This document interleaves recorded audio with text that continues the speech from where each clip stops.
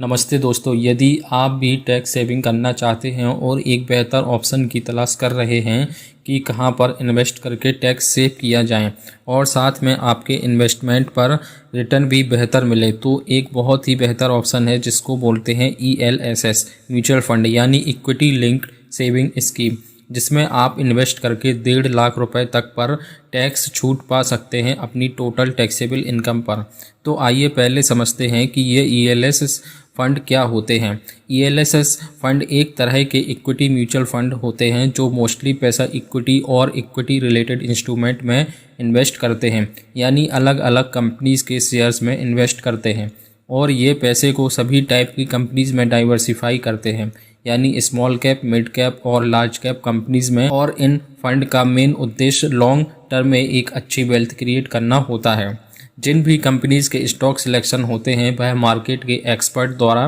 किए जाते हैं, जो काफ़ी मार्केट को रिसर्च करके करते हैं और एक बैलेंस रिस्क एडजस्टेड पोर्टफोलियो बनाते हैं। ELSS फंड एक ही ऐसा म्यूचुअल फंड है जिसमें इनकम टैक्स एक्ट 1961 के तहत सेक्शन 80C के प्रावधान से आप 1.5 लाख रुपए तक पर आय में टैक्स में छूट पा सकते हैं और एक साल में टोटल 46,800 रुपये तक का टैक्स सेव कर सकते हैं ELSS म्यूचुअल फंड स्कीम में इन्वेस्ट करके। अब ELSS फंड में यदि आप इन्वेस्ट करते हैं तो यह जानना भी बहुत ज़रूरी है कि इसमें 3 साल का लॉक इन पीरियड होता है, यानी 3 साल तक आप इसमें से पैसा नहीं निकाल सकते। जैसा कि टैक्स सेविंग FD में 5 साल होता है, PPF में 15 साल होता है, इसी तरह इसमें 3 साल का लॉकिंग पीरियड होता है, जो कि दूसरे ऑप्शन की तुलना में बहुत कम टाइम पीरियड है। और यदि आप ELSS फंड में इन्वेस्ट करने का सोचते हैं तो हमेशा लंबे समय के लिए इन्वेस्ट करने का सोचें, यानी कम से कम 5 साल और उससे अधिक,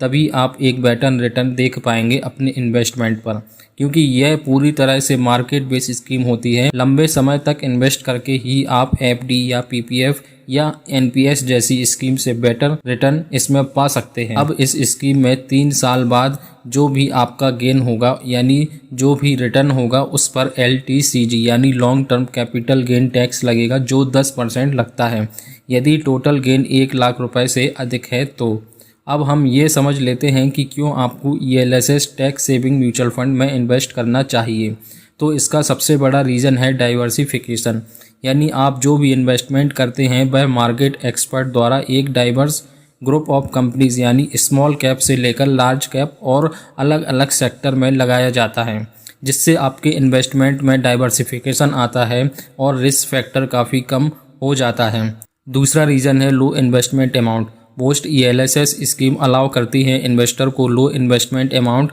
यानी 500 रुपये से इन्वेस्टमेंट स्टार्ट करने को, जिसमें कोई भी एक सामान्य व्यक्ति महीने का 500 रुपये से अपनी इन्वेस्टमेंट स्टार्ट कर सकता है और कोई ज़रूरत नहीं है एक बड़े अमाउंट को एक साथ इन्वेस्ट करने की। और तीसरा रीज़न है ELSS स्कीम में इन्वेस्ट करने का SIP systematic investment plan. Mostly यही एडवाइस किया जाता है कि आप लमसम की जगह SIP के थ्रू इन्वेस्ट करें, यानी हर महीने कुछ पैसा इन्वेस्ट करें, ना कि एक बार में पूरा पैसा, क्योंकि ऐसा करने से आपकी रिस्क कम हो जाती है। और आप SIP के थ्रू इन्वेस्ट करते हैं तो आप एक पूरी बिजनेस साइकिल में इन्वेस्टमेंट करते हैं, जो आपको हर मार्केट साइकिल में यूनिट्स लेने का मौका देती है, यानी जब मार्केट अप होता है तब भी आप इन्वेस्ट करते हैं और जब मार्केट डाउन होता है तब भी आप इन्वेस्ट करते हैं, जो आपके टोटल इन्वेस्टमेंट को एवरेज करता है